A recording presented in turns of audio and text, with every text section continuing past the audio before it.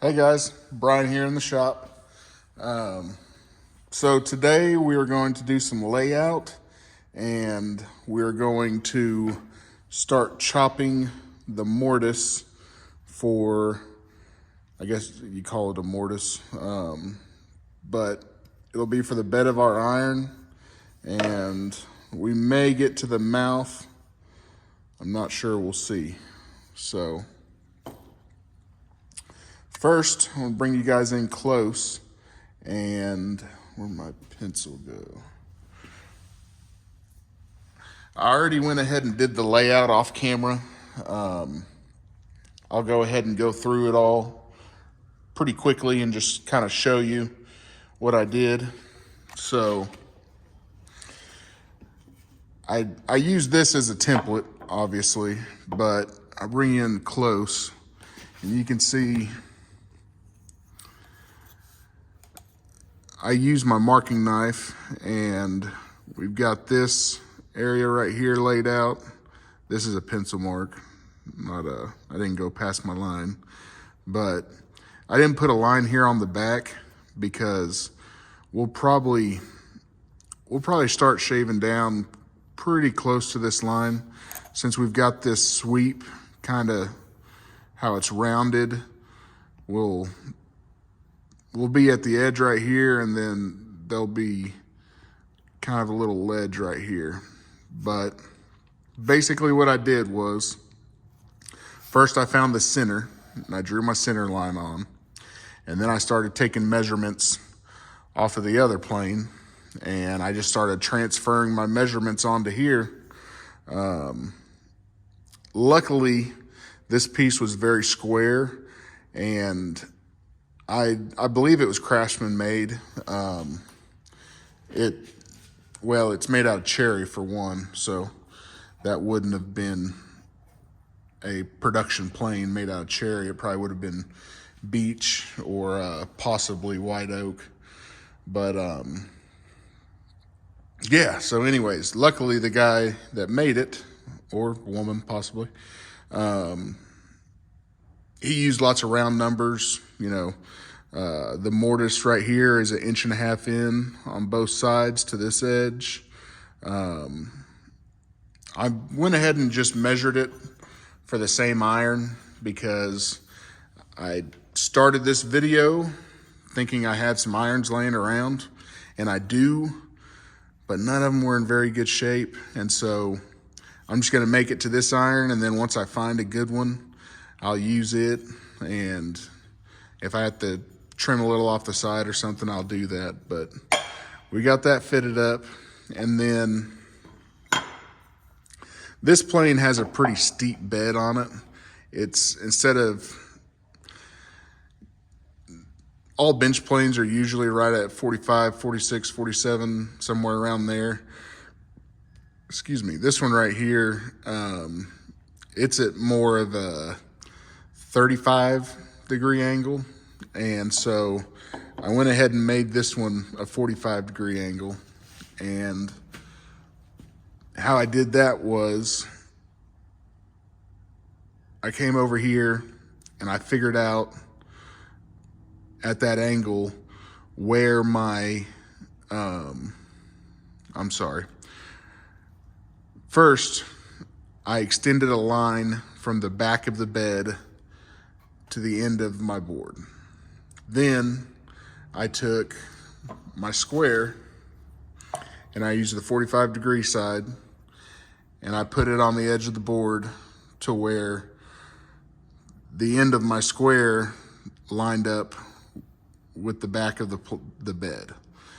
And I knew then that my mouth would start at the end of the square on this side where it meets my layout line. So I made a tick mark here, and then I transferred the line all the way around. And that gave me the center of the mouth of the plane, which is right here. So if you look real close, you can see this mouth has been widened over time. And because of the, if you see right here, so we've got an angle right here, you know, going down this way. And then right below it right here, we've got another angle going forward. It's normally somewhat perpendicular to the bed of the plane. This one's up a little steeper, but because of the bed angle and this angle, they called this a wear angle. So as you use the plane and it starts to wear, your mouth is going to slowly open up because you're removing material from here. So the more material you remove, the wider this mouth's gonna get. That's why some planes, older wooden planes that you find, the mouth will be just huge on it. Or sometimes you'll find some where they cut out a section of the bottom and they'll inlay a piece of wood and make a new mouth. Sorry, phone's about to die. But anyways, that's how I got my layout. So I'm gonna start doing some chopping here and we'll get some of that on video. Let me get set up and I'll bring you back. All right, guys, here we go. So I've got a nice Japanese chisel here. For the longest time, I didn't use these. I'd used them in the past and I thought they were okay, but I wasn't using, you know, vintage Japanese chisels. I was using some that my buddy had gotten. Anyways, one of my friends, he gave me this chisel, and if I could find a set of these reasonably priced, it's all I would use. These chisels are so nice. They work so well. I have a whole set of Stanley chisels, multiple actually, but if I'm doing work like this, then I'll be using this chisel. I've got a set of Stanley Sweetheart chisels also, and I'll be using this one for some of the smaller work. But I've got a leather strop here with some green compound on it. I always strop my chisels before I start to use them. I keep them sharp, so we haven't stropped this one yet. Not sure if that's showing up on there, but yeah, a little bit. So it's shaving hair already, but let's just make sure we got a good edge on here. Some people don't like strops because they say it rolls your edge over. There's probably some truth to that, but the amount of abrasive that's in this is equivalent to, like, I want to say 30,000 grit or something like that. So, I mean, if it is rounding it over, it's microscopic, and that's okay with me. I freehand sharpen everything, so I probably round it over when I'm sharpening it.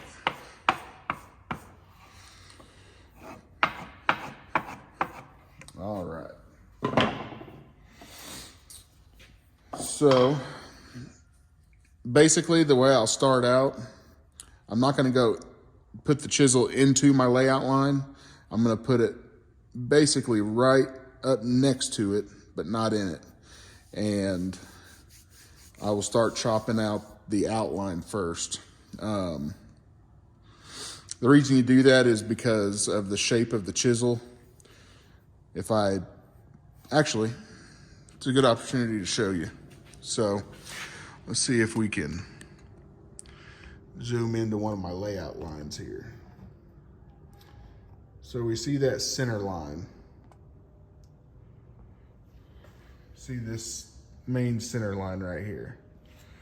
So if I put my chisel right on that center line, just right there on it, I'm right in the middle of it.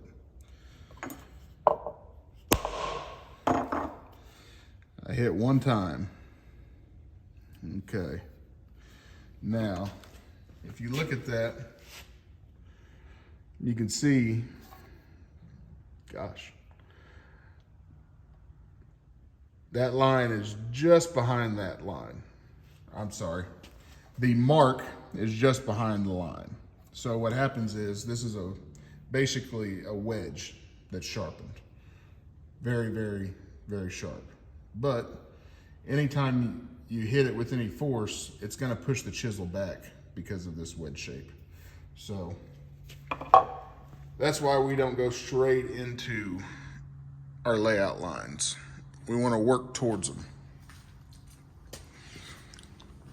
And I'm not gonna do anything that goes with the grain right now. Right now, I'm just gonna do the cross grain cuts.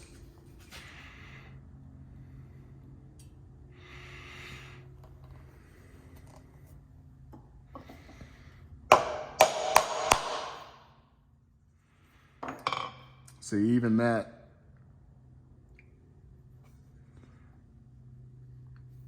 because my layout line was back here and it pushed the chisel back, it actually severed some of the material that my marking knife already cut.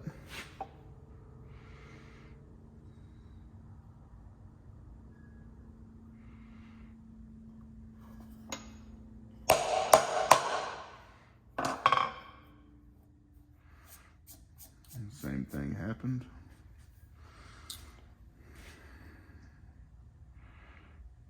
So I'm leaving about a 1/16 of an inch of material behind my layout line. You see how I'm holding the chisel down at the bottom with my fingers? I'm not holding it way up here. That gives you a lot more control and your chisel is less likely to move on you. I see a lot of people, they'll chisel mortises and they're sitting here holding their chisel way up here the whole time, just moving it along. And you can't be accurate whenever you're doing that. I don't like the way that looks. I'm gonna take an extra step and take some of that off.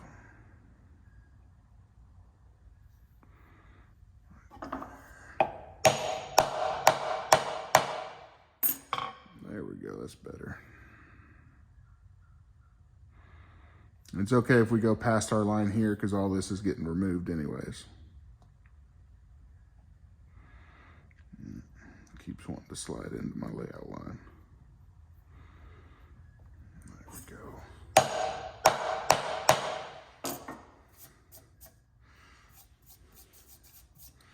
All right.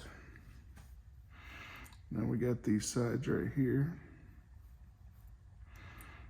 So I want to go, I'm going to have to come from this way. Sorry.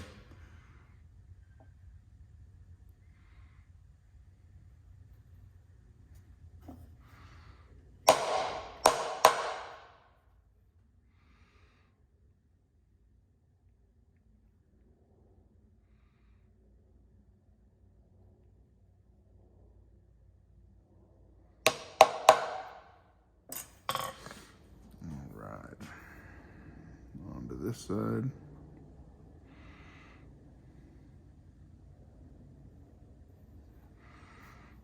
Felt it move.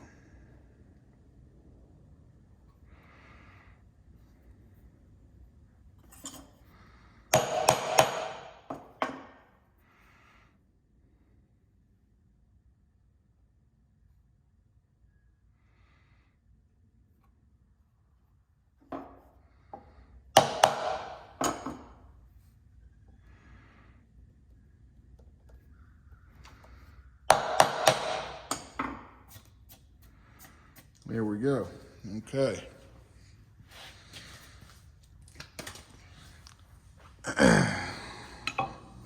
Also, real quick, this baseline or layout line right here, I actually